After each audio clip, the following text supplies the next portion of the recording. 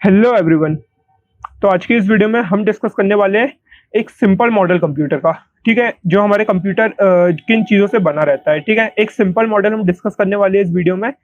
ठीक है, हमने हमारी पिछली वीडियो में जो है सी लैंग्वेज का इंट्रोडक्शन देखा था। तो अगर आप लोग ने वाली वीडियो नहीं देखी है तो आई बटन पे उसका लिंक मिल जाएगी, आप लोग वहाँ से उस वीडियो को देख सकते हैं। ठीक है, चलिए इस वीडियो को शुरू करते हैं। तो देखिए यहाँ पे हमारा जो कंप्यूटर है वो किन किन चीज़ों से मिलकर बना रहता है। सबसे पहली और सबसे मोस्ट इंपॉर्टेंट जो चीज़ रहती है वो है प्रोसेसर। ठीक है, प्रोसेसर हमारे कंप्यूटर के लिए बहुत ज़रूरी है क्योंकि जो भी प्रोसेसिंग होनी रहती है वो सारी प्रोसेसर में होती है।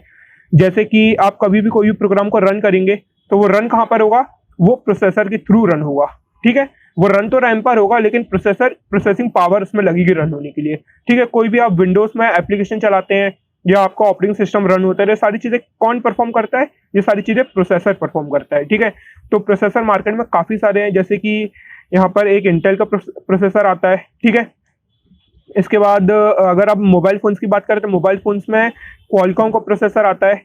ठीक है, क्वालकॉम जो आप क्वाड कोर प्रोसेसर्स देखते हैं।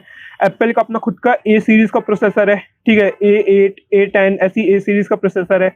और इंटेल में अगर आप देखें तो i1 i5, जनरली i3 से स्टार्ट होता है, i3 i5 i9 9 जनरेशन आप देखते होंगे। ठीक है, तो ये सारी चीज़ें प्रोसेसर्स की हो गई। ठीक है, प्रोसेसर्स क्या होता है, प्रोसेसर मेनली हमारी जो भी सिस्टम है उसको उसकी प्रोसेसिंग पावर को मतलब प्रोसेस करने के काम आता है। ठीक है, अब हम देखते हैं कि रैम क्या होता है। देखिए रैम क्या होता है, रैम को हम एक और दूसरा नाम देते हैं, इसका नाम है मेन मेमोरी। ठीक है, इसका नाम क्या है, मेन मेमोरी। ठीक है, तो ये मेन मेमोरी क्या होती है, बेसिकली जो भी आप कभी भी कोई भी टास्क को रन करते हैं तो होता क्या है, वो सबसे पहले जाकर के रैम में लोड होता है। ठीक है, सपोज फॉर एग्जांपल के लिए हम ले लेते हैं, मैंने यहाँ पर कोई भी दो नंबर का एडिशन करवा रहा हूँ एक प्रोग्राम में। ठीक है, यहाँ पर एक नंबर है मेरे पास 6 और एक नंबर है मेरे पास 4 और इनका रिजल्ट क्या आएगा, इनका रिजल्ट आएगा 10। ठीक है, तो क्या होगा, यहाँ पर रैम में सबसे पहले जाकर के 6 स्टोर होगा, यहाँ पर 6 स्टोर होगा, फिर यहाँ पर 4 स्टोर होगा, फिर इनके इसके बाद जो इनका एडिशन है वो यहाँ पर स्टोर होगा। ठीक है, तो यहाँ पर ये सारी चीजें रैम में स्टोर होती हैं और फिर प्रोसेसर के पास जाती है, यहाँ पर रन करता है इन सारी चीजों को, और इसका जो आउटपुट है जो 10 है वो भी यहाँ पर प्रोसेसर यहाँ पे इसमें रैम में स्टोर करेगा। ठीक है, फिर इस रैम से कहाँ पर जाती है, मॉनिटर में जाती है, जो कि हमारा आउटपुट डिवाइस है। ठीक है, तो हम आउटपुट डिवाइस और इनपुट डिवाइस के बारे में बाद में डिस्कस करेंगे इसी वीडियो में। पहले हम डिस्कस कर लेते हैं कि यहाँ पर रैम क्या है। ठीक है, तो यहाँ पर रैम क्या है, हमारी मेन मेमोरी है। ठीक है, अब स्पीड की अगर बात करें तो प्रोसेसर जो रहता है वो सबसे फास्ट रहता है। ठीक है, प्रोसेसर सबसे सबसे फास्ट रहता है। ठीक है, या इसको बोल देते हैं वेरी वेरी फास्ट। ठीक है, फिर इसके बाद आता है रैम, तो ये फास्ट रहता है लेकिन प्रोसेसर से कम फास्ट रहता है, सबसे ज्यादा प्रोसेसर फिर ये। ठीक है, और आखिरी में आती है हमारी हार्ड डिस्क। ठीक है, तो हार्ड डिस्क है हमारी या SSD, इसको हम जनरली डिस्क बोलते हैं। ठीक है, ये हमारी सेकेंडरी स्टोरेज रहती है, SECONDARY, सेकेंडरी स्टोरेज। ठीक है, यहाँ पर आप क्या करते हो, यहाँ पर आप कोई भी चीज को परमानेंटली स्टोर करते हो। ठीक है, तो यहाँ पर ये जो मेन मेमोरी है हमारी यानी रैम, ये टेम्पररी स्टोरेज है। ठीक है, टेम्पररी स्टोरेज है, ये हमारी परमानेंट स्टोरेज है, ये हमारी परमानेंट स्टोरेज और ये हमारी टेम्पररी स्टोरेज है। टेम्पररी स्टोरेज मतलब कि वो सारी चीजें यहाँ पर स्टोर होती हैं जो अभी हमारा ऑपरेटिंग सिस्टम परफॉर्म कर रहा है टास्क। ठीक है, जैसे कि आप एग्जांपल के लिए ले लेते हैं, आप यहाँ पर वीडियो प्ले कर रहे हो। ठीक है, आप म्यूजिक सुन रहे हो। ठीक है, आप ब्राउजिंग कर रहे हो। ठीक है, आप यहाँ पर या फिर कुछ और भी कर रहे हो, जैसे प्रोग्राम बना रहे हो। ठीक है, तो ये सारी चीजें कहाँ पर जाएंगी, पहले रैम में जाएंगी और रैम से यहाँ पर ये सारी चीजें प्रोसेसर के पास जाएंगी, प्रोसेसर प्रोसेसिंग करेगा, मॉनिटर को शो करेगा। ठीक है, तो यहाँ पर अगर कभी भी आपका सिस्टम ऑफ हो जाता है किसी भी तरीके से, या तो लाइट चली गई या तो किसी भी तरीके से अगर आपका सिस्टम यहाँ पर ऑफ हो जाता है तो क्या होगा, ये सारी की सारी चीजें रैम से इरेज हो जाएंगी और जब आप दोबारा टर्न ऑन करेंगे सिस्टम को तो आपको डिस्प्ले पर ये सारी चीजें नहीं दिखेंगी, आपको फ्रेश एक नया सिस्टम स्टार्ट होता हुआ दिखेगा। ठीक है, लेकिन वही बात करें यहाँ पर डिस्क की, तो ये परमानेंट स्टोरेज रहता है। यहाँ पर कोई भी चीज आप स्टोर करते हो तो वो परमानेंटली स्टोर होती है, आप चाहे लैपटॉप या सिस्टम अपना बंद करके फिर से ऑन करें, वो आपको फाइल वहां पे एज इट इज दिखेगी। एग्जाम्पल के लिए जैसे कि आपकी इमेज फाइल, आपकी वीडियो फाइल, ठीक है, या फिर आपकी म्यूजिक फाइल, तो ये सारी की सारी चीजें क्या होती हैं, परमानेंटली स्टोर रहती हैं आपके सिस्टम पर। ठीक है, आपने ड्राइव्स बनाते हैं अपने सिस्टम पर, F drive, G drive, C drive. ठीक है, और यहाँ पर ये सारी चीजें स्टोर करते हैं और जब इनको रन करना रहता है तो हम यहाँ से लेकर के आते हैं रैम के पास और रैम से ये जाती हैं प्रोसेसर के पास। ठीक है। प्रोसेसर के पास भी अपनी खुद की एक छोटी सी मेमोरी रहती है, ठीक है। अगर इनसे साइज की बात करें तो देखिए प्रोसेसर के पास एक छोटी सी मेमोरी रहती है, इसको हम बोलते हैं कैशे मेमोरी, ठीक है। कैशे मेमोरी क्या होती है, एक बिल्कुल स्मॉल अमाउंट ऑफ साइज की मेमोरी रहती है।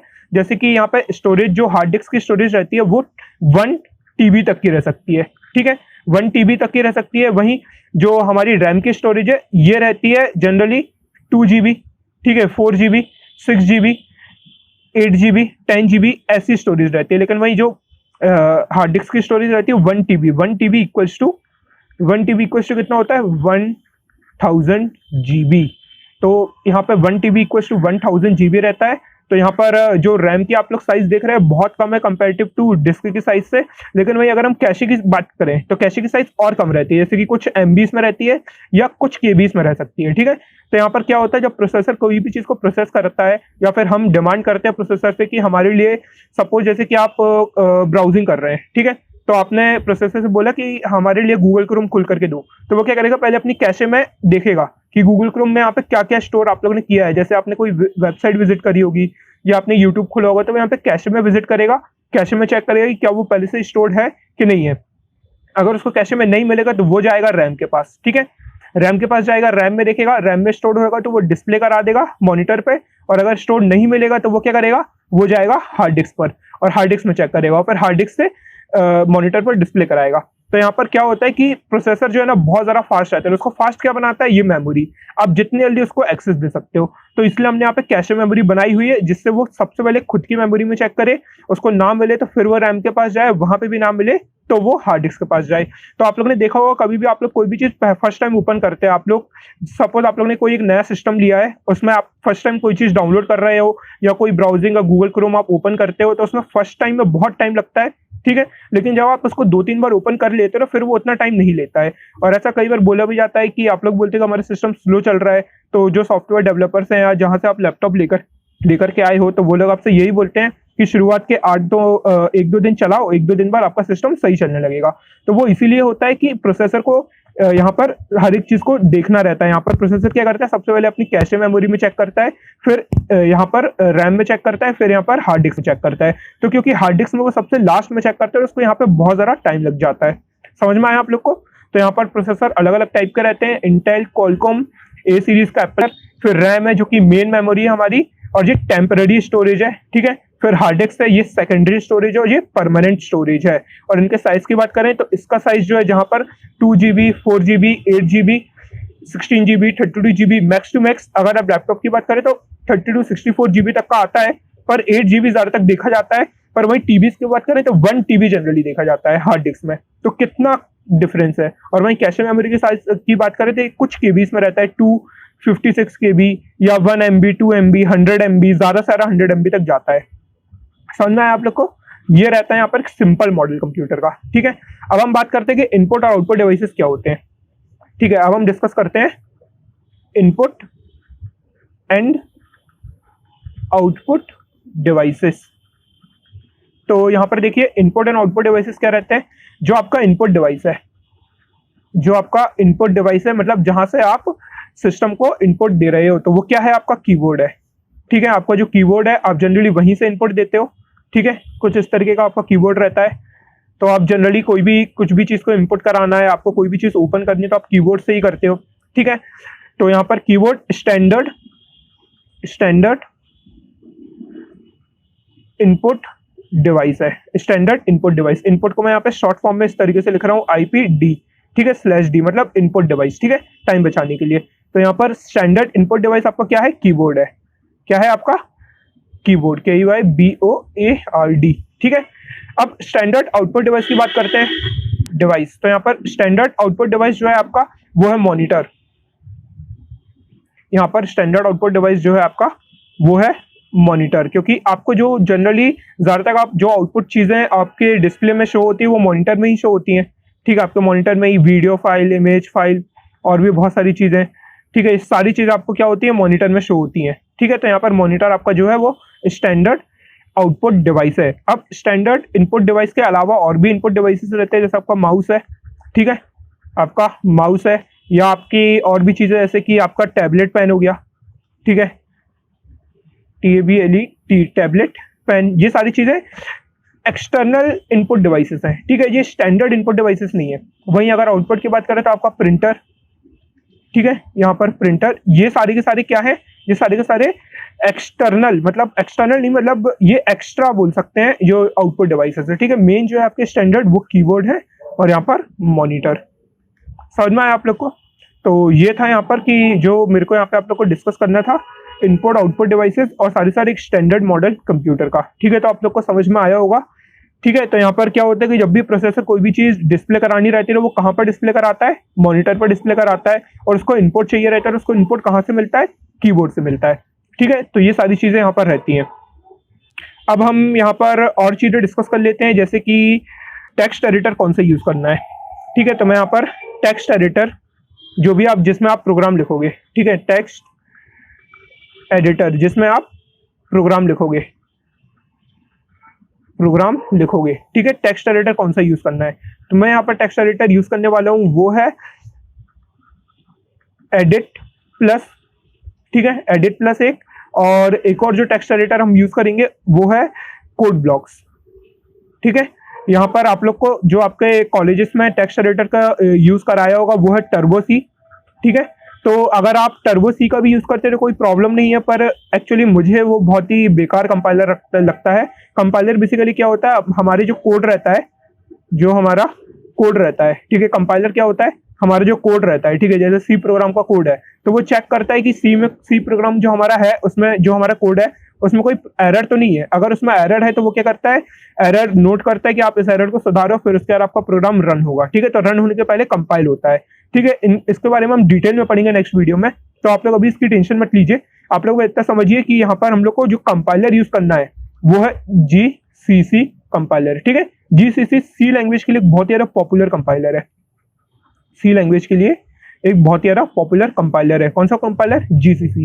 और जो टेक्स्ट एडिटर हम यूज करेंगे एडिट प्लस और कोड ब्लॉक्स, तो हमको GCC कंपाइलर, एडिट प्लस और code blocks, sorry, edit plus और कोड ब्लॉक्स, हमको ये तीनों की तीनों चीजें इंस्टॉल करना पड़ेगा, ठीक है। तो इसी वीडियो में मैं आप लोग को GCC कंपाइलर, एडिट प्लस और कोड ब्लॉक्स, ये तीनों की तीनों चीजों को इंस्टॉल कराने वाला हूँ, ठीक है। तो चलिए चलते हैं हमारे ब्राउजर पर।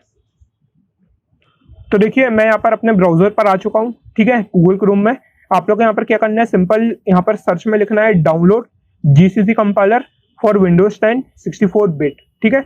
आप लोग जैसे ही ये लिखेंगे तो जो पहली जो लिंक आएगी, ठीक है, आप लोग इस पर क्लिक करिए, और यहाँ पर आप लोग देख सकते हैं यहाँ पर डाउनलोड का ऑप्शन दे रहा है ये, तो सिंपल यहाँ से डाउनलोड पे क्लिक करिए, और यहाँ से आप लोग कुछ टाइम पर आपका जो है डाउनलोड यहाँ से स्टार्ट हो जाएगा। तो कुछ टाइम हमको वेट करना पड़ेगा। यहाँ पर ये देखिए, तो मेरे को यहाँ पर ये डाउनलोड के लिए दे रहा है, तो मैं यहाँ पर क्या करूंगा, जहां पे भी आप सेव करना चाहते हैं आप लोग अपनी डायरेक्टरी सिलेक्ट कर लीजिए, ठीक है। मैं यहाँ पर सिलेक्ट कर रहा हूँ और मैं यहाँ पर सेव, तो ये मेरा कुछ 45 MB का है, ठीक है। तो ये कुछ 10 मिनट लेगा, तो 10 मिनट के लिए मैं इस वीडियो को पॉज करूंगा, फिर 10 मिनट बाद हम वापस कंटिन्यू करेंगे। तो यहाँ पर ये देखिए, ये मेरा GCC कंपाइलर जो है वो डाउनलोड हो चुका है। यहाँ पर TDM 64 GCC, ठीक है, ये हमारे GCC कंपाइलर है 45 MB का। अब इसको रन करेंगे। रन करने के लिए यहाँ पर क्या करना है, आप लोगों को सिंपल डबल क्लिक करना है इस पर, ठीक है। डबल क्लिक करेंगे तो यहाँ पर विंडो में एक स्क्रीन पॉपअप होगी, जो कि यहाँ पर आप लोग को यस और नो के लिए पूछेगी जनरली, ठीक है। ये पूछता है कि आपको क्या आप इस ऐप को इंस्टॉल करना चाहते हैं, तो आपको करना है यहाँ पर यस, ठीक है। जैसे आप यहाँ पर यस करेंगे तो ये एक दूसरी स्क्रीन खुलेगी, और यहाँ पर ये पूछेगा कि आप क्या करना चाहते हैं, create a new installation, manage या रिमूव, ठीक है। क्योंकि मेरे में पहले से इंस्टॉल्ड है इसलिए ये मेरे को ये वाली स्क्रीन शो कर रहा है, आपके में सीधे इंस्टॉलेशन की स्क्रीन शो करेगा। तो आप लोगों को क्या करना है, सिंपल नेक्स्ट नेक्स्ट नेक्स्ट वहां पर क्लिक करते आना है, और आखिरी में फिनिश बोलेगा तो आप लोग को फिनिश पर क्लिक करना है, तो आपका GCC कंपाइलर जो है आपके सिस्टम पर इंस्टॉल हो जाएगा, ठीक है। इस तरीके से आप लोग को यहाँ पर इंस्टॉल करना है। क्रिएट, तो मैंने यहाँ पर क्रिएट में क्लिक किया, यहाँ पर बोल रहे हैं नया वर्जन मेरे पास इंस्टॉल इनके पास है, तो मैं एक काम करता हूँ, मैं अभी नए वर्जन पे नहीं जाता हूँ, ठीक है। तो अगर मैं यहाँ पर क्रिएट करूंगा तो ये मेरे को यहाँ पर नया वर्जन इंस्टॉल करने के लिए बोलेगा, जो कि मैं अभी टाइम स्पेंड नहीं करना चाहता इस पर। तो ठीक है, आप लोगों को समझ में आया आप लोगों को कैसे इंस्टॉल करना है, ठीक है। अब हम एक काम करते हैं, हम हमारे टेक्स्ट एडिटर्स को इंस्टॉल कर लेते हैं। टेक्स्ट एडिटर को डाउनलोड करने के लिए आप लोगों को सिंपल गूगल पर जाना है, गूगल पर लिखना है सेम चीज, download edit plus for Windows 10 64 bit, ठीक है। तो जो पहली जो लिंक आएगी ये editplus.com की, इस पर आप लोगों को क्लिक कर देना है। तो यहाँ पर जैसे आप जाएंगे अंदर तो ये आपको यहाँ पर दे रहा है पहला ही डाउनलोड एडिट प्लस, आप लोग को इस पर क्लिक करना है, क्लिक करने के बाद यहाँ पर एडिट प्लस के लिए भी बोलेगा डाउनलोड करने के लिए, ठीक है। आप लोग को इसको यहाँ पर डाउनलोड कर लेना है। तो ये कुछ 2.5 MB का है, तो अभी डाउनलोड हो जाएगा। तो आप लोग देख सकते हैं यहाँ पर एडिट प्लस मेरा जो है वो डाउनलोड हो चुका है। मैं इसे इंस्टॉल करने के लिए सिंपल इस पर डबल क्लिक करूंगा, ठीक है। तो मेरे पास पहले से ये इंस्टॉल्ड है, तो मैं इसे दोबारा इंस्टॉल नहीं करूंगा। पर आप लोगों को क्या करना है, सिंपल नेक्स्ट नेक्स्ट नेक्स्ट पर क्लिक करते आना, फाइनली आपके सिस्टम पर एडिट प्लस इंस्टॉल हो जाएगा, ठीक है। फिर इसके बाद हम कोड ब्लॉक्स और डाउनलोड कर लेते हैं। तो कोड ब्लॉक्स के लिए हमको आप लोग को सिंपल स्क्रीन पर लिखना है code blocks for Windows 10 64 bit, ठीक है। और जैसे ही आप लोग पहली जो लिंक है इस पर क्लिक करेंगे तो ये यहाँ पर बहुत सारे सेटअप दे रहा है। तो ये सबसे लेटेस्ट वर्जन जो है वो आप लोग को इंस्टॉल करना है। यहाँ पे कोई भी वेबसाइट से कर सकते हैं, फॉस हब से कर सकते हैं या सोर्स फॉस से कर सकते हैं। तो यहाँ पर हम सोर्स फॉस से करेंगे, ठीक है। यहाँ पर हम जाएंगे और ये यहाँ पर कुछ 4 सेकंड्स लेगा यहाँ पर, और फिर इसके बाद वापस ये इंस्टॉल कराने के लिए बता देगा हमको। तो ये देखिए इसने यहाँ पर सीधे इंस्टॉल के लिए बता दिया है। यहाँ पर आप लोग इसको सेव कर लीजिए अपनी डायरेक्टरी पर। कुछ 35 MB का है कोड ब्लॉक्स, ठीक है। तो आप लोग देख सकते हैं कि ये कोड ब्लॉक्स जो है मेरे सिस्टम पर ये मैंने डाउनलोड कर लिया है, ठीक है। इसे इंस्टॉल करने के लिए डबल क्लिक करेंगे। डबल क्लिक करने के बाद यहाँ पर स्क्रीन पॉपअप होगी, यहाँ पर आप लोग को वापस यस करना है।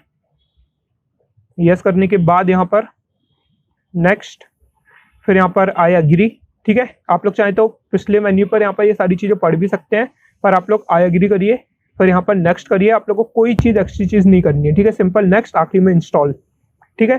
तो target directly does not allow does already exist. तो देखिए मेरे पास भी ऑलरेडी एग्जिस्ट है, तो मैं इसे दोबारा नहीं करूँगा, ठीक है। आप लोग क्या करिए, यहाँ पर सिंपल नेक्स्ट पे क्लिक करेंगे तो ये एडिट जो आपका कोड ब्लॉक्स है वो फाइनली यहाँ पर इंस्टॉल हो जाएगा। लास्ट में यहाँ पर आएगा फिनिश, आप लोग को इस पर क्लिक करना है तो आपका कोड ब्लॉक्स इंस्टॉल हो जाएगा, ठीक है। अब देखिए हम यहाँ पर सिंपल सा एक कोड ब्लॉक्स में प्रोग्राम बना करके देखते हैं। तो ये देखिए ये यहाँ पर कोड ब्लॉक्स ओपन हो चुका है, ठीक है। कुछ इस तरीके से यहाँ पर इसका इंटरफेस दिखता है। यहाँ पर आप लोग देख सकते हैं यहाँ पर सबसे ऊपर, यहाँ अगर आप सॉरी अगर आप यहाँ पर लेफ्ट हैंड साइड में फाइल के नीचे अगर आप यहाँ पर देखेंगे तो न्यू फाइल क्रिएट करने का ऑप्शन दे रहा है। सेकंड ऑप्शन है यहाँ पर अगर आपके पास कोई एग्जिस्टिंग फाइल अगर आप उसे ओपन करना चाहते हैं, ठीक है। थर्ड ऑप्शन है आपकी जो फाइल है उसको सेव करने के लिए, और सेव एवरीथिंग, ठीक है। तो यहाँ पर हम क्या करेंगे, हम यहाँ पर फाइल पर जाएंगे और यहाँ पर न्यू फाइल में क्लिक करेंगे, एम्प्टी फाइल में क्लिक करेंगे, ठीक है। और फिर इसके बाद इसे सेव करेंगे। तो सेव करने के लिए यहाँ पर इस ऑप्शन को मैं क्लिक करूंगा तो ये मेरे को यहाँ पर डायरेक्टरी पूछेगा आप कहाँ सेव करना चाहते हैं। तो मैंने यहाँ पर सी लैंग्वेज नाम की एक डायरेक्टरी बना रखी है। मैं यहाँ पर D.C नाम से यहाँ पर एक न्यू फाइल क्रिएट कर लूंगा, ठीक है। तो ये मेरी D.C नाम से एक न्यू फाइल क्रिएट हो गई है। और अब मैं यहाँ पर एक सिंपल सा आप लोग को सी लैंग्वेज में प्रोग्राम लिख करके बताने वाला हूँ। तो देखिए यहाँ पर सबसे सिंपल प्रोग्राम सी लैंग्वेज में कैसे लिखेंगे। क्या करना है, हमने पिछली वीडियो में स्ट्रक्चर देखा था। क्या करना रहता है हमको, सबसे पहले #include हैश इंक्लूड, ठीक है, stdio.h, ठीक है, studio.h। फिर इसके बाद हैश इंक्लूड, ठीक है, हैश इंक्लूड, फिर conio.h, ठीक है।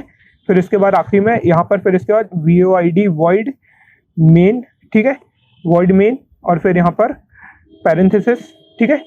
फिर यहाँ पर हम जो भी हमारा प्रोग्राम लिखना चाहते हैं, जैसे कि मैं यहाँ पर प्रिंट करना चाहता हूँ तो मैं यहाँ पर लिखूंगा printf एक फंक्शन है। ये देखिए मेरे को यहाँ पर दे भी रहा है print से क्या क्या है यहाँ पर। तो यहाँ पर printf फंक्शन का मैं यूज़ करूँगा, ठीक है। तो मैं यहाँ पर printf में क्लिक करूँगा तो ये आ जाएगा printf, ठीक है। और यहाँ पर मैं लिखूंगा सिंपल अपने चैनल का नाम BEINGENGINER,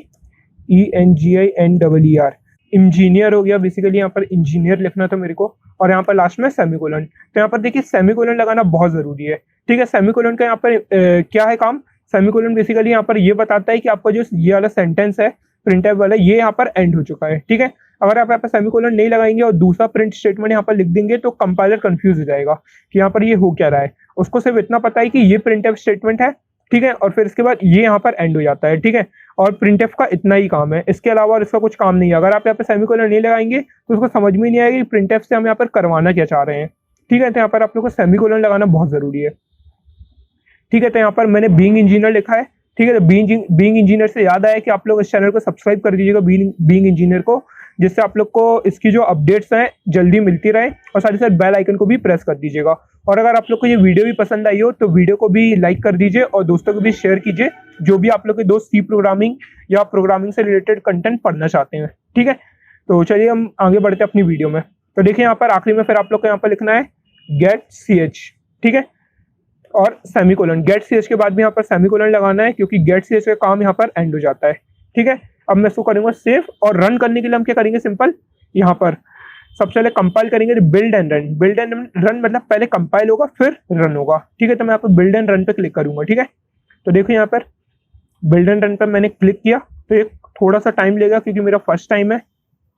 तो यहाँ पर देखिए ये मेरे को आउटपुट में बीइंग इंजीनियर यहाँ पे लिखा हुआ दिख रहा है। ठीक है, तो इस तरीके से आप लोग अपना पहला प्रोग्राम बना सकते हैं। ठीक है, अगली वीडियो में हम इसको और डिस्कस करेंगे, और भी कई सारे नए प्रोग्राम्स बनाएंगे और सी लैंग्वेज में, और कई सारे जो टॉपिक्स हैं, पॉइंटर्स हो गया, आइडेंटिफायर्स हो गए, ये सारी चीज़ें हम आगे की वीडियोस में पढ़ने वाले हैं। तो बने रहिए मेरे साथ इस वीडियो सीरीज में, और चैनल को सब्सक्राइब कर लीजिए, जिससे आपको आगे आने वाली वीडियोस का कंटेंट जल्दी मिलता रहेगा। ठीक है, और साथ ही साथ वीडियो को लाइक भी कर दीजिएगा, जिससे मेरे को मोटिवेशन मिलेगा कि मैं और ऐसी वीडियोस बना पाऊंगा। तो मिलता हूँ आप लोग से अगली वीडियो में। Thanks for watching.